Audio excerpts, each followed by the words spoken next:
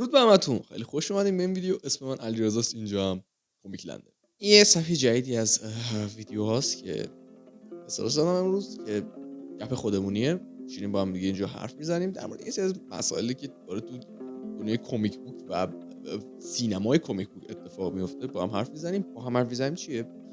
شاید 2-3 تا ویدیو همینطوری جلو بره، ولی تو فکرشم که چنل دیسکورد را بندازیم و با هم دیگه بشینیم در مورد این داستان صحبت کنیم. یعنی شما و من و بچه‌ها و کلا دور هم صحبت کنیم، نظره ها همه بگیم، ببینیم که چی به چیه و یک شروع دعوا کنیم. مثلا چیزایی که همین الان من میخوام بهتون بگم و بیایم تو کامنت ها هم دعوا کنیم و فوش و فوشکاری کنیم اینه که من بتمنای دارک نایتو و کریستیان بیلو به عنوان خفن ترین بتمن قبول ندارم. بیاین تو کامنت ها دعوا کنیم. آره امروز در مورد فیلمای بتمن ما هم دیگه صحبت کنیم که کدومشون واقعا بهترن و کدوم بتمن ها در واقع بهترن و شما بیاین حتما تو کامنت ها به من بگین که کدومو دوست دارین، کدوم بتمن به نظرتون خفن تره و اینا و لیست و لول بندی خودتون هم به من بگین. میخوام از کف شروع کنم بیام بالا. قطعا حتما بتمنی که تا الان داشتیم جورج کلونی بوده. ببین من واقعا جورج کلونی خودم دوست دارم. بازیگریه و در واقع خود شخصیت حتی جورج کلونی رو واقعا دوست دارم و مرد بسیار جنتلمن، خوشتیپ، بازیگر درست حسابی، مرد خوب. ولی بتمنش نه. شاید واقعا که نه، قطعا وارنر باعث این داستان بود و کارگردانی و کلا عوامل این فیلم اومدن همچین وایس ما حرف بزنیم تو رو خدا، همچین فیلم آشغالی رو ساختن و میگم تو ویدیوی قبلی گفتم رسما برنامه کودک بود این فیلم ها. میدونی مثل چی بود؟ ما یه سری انیمیشن هایی داریم از بتمن که اسمش نمیدونم سریاش چیه، حتما عکسشو الان میارم رو ویدیو که این سری استارت خورد که اسباب بازی های این سری رو تبلیغ کنه و بفروشه و بعد تا که گرفت سریش هم ادامه دادن، اسباب بازیش هم زدن کنار. من حس و حالی که دارم از این فیلم میگیرم قشنگ همینه، انگار می‌خواستن اسباب بازی بتمن رو بفروشن، اومدن یه فیلم ساختن که اسباب بازی بتمن به فروش بره. این فیلم کاملا عروسکیه. کاستوما، ماشین بتمن، سکانس‌ها، دکور، ویلنای فیلم قشنگ عروسکی، انگار داری تئاتر کودکانه نگاه می‌کنی. تو برمیگردی به فیلم‌های قبل‌ترش با تیم برتون و فیلمی که فیلم نامه خفنی داره و کاراکترها، بازیگرا، شخصیت پردازی، کاستوم همه تر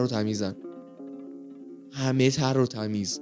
یعنی من اگه بگم مثلا بتمن 1900 چند بود از با بازی مایکل کیتون، مثلا جزء برترین فیلم‌های بتمن میتونم بذارم و برترین فیلم‌های سوپر هیرویی، واقعا اغراق نکردم انقدر که این فیلم خوبه.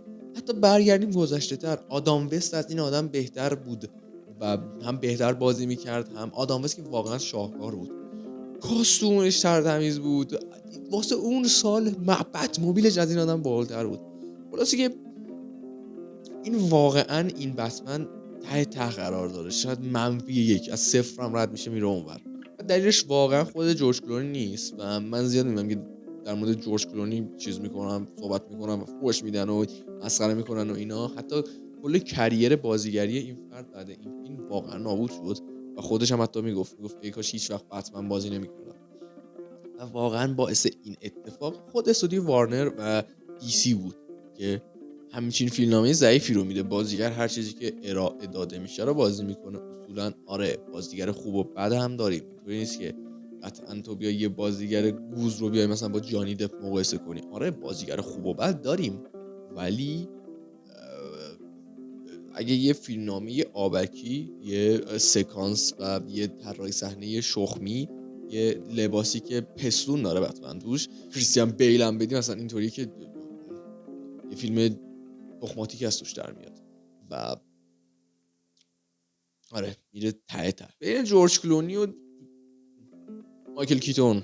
بازیگرش اسمش واقعا یادم نیست، ببخشید اگه این ویدیو رو داری میبینی اسمت یادم نیست. میذارم تو لول 0 و لول 1 من میرسه به جناب آقای آدام وست. من واقعا ارادت ویژه‌ای خدمت به آدام وست دارم و این آدم به نظرم واقعا فوق‌العاده بود. توی زمان خودش. ولی خب اگه بخوام کلا مقایسه کنم، آره از مایکل کیتون و اینا باید بیاد پایین‌تر قرار بده. در مورد وایس اکتراش اصلا حرف نمیزنم، چون مثلا یه بحث جداست و اسطوره هایی در اون عرصه وجود دارن که نمیخوام اصلا ورودش بدم این داستان و اینا. اینجا واقعا نمیدونم کی رو قرار بدم. الان اینطوریم.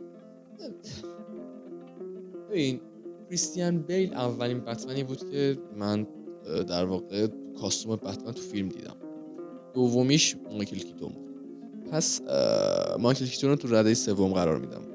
این آدم نه تنها بازیگر خفنی بوده، کلا مایکل کیتون واقعا بتمن به یاد موندنی ساخت. خیلی همونو شاید حالا منو نه ولی خیلی از افرادی که شاید یک شروع سنشون از من بیشتر باشه عاشق بتمن کرد. کریستیان بیل رتبه 4.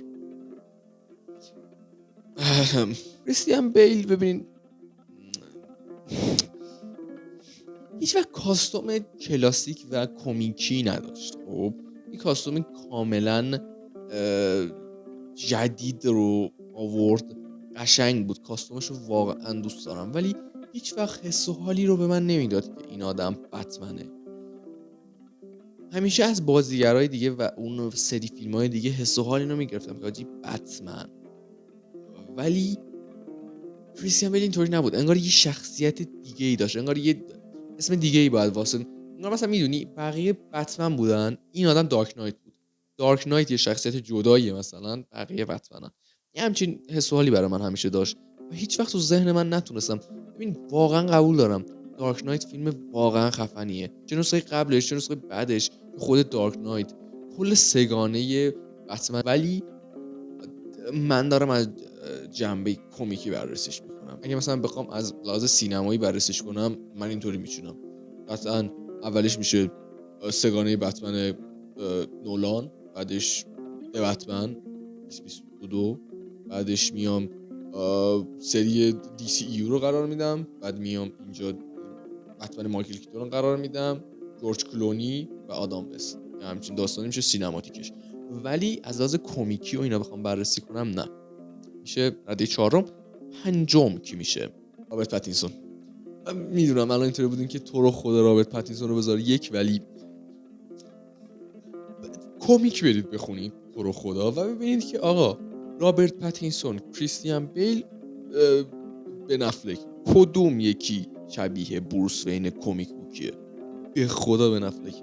این آدم قدش بلنده، هیکلش بدن هیکلی داره، کاستومش کاملا کاستوم کمیکیه. آره اینا رو میخواستم اشاره کنم.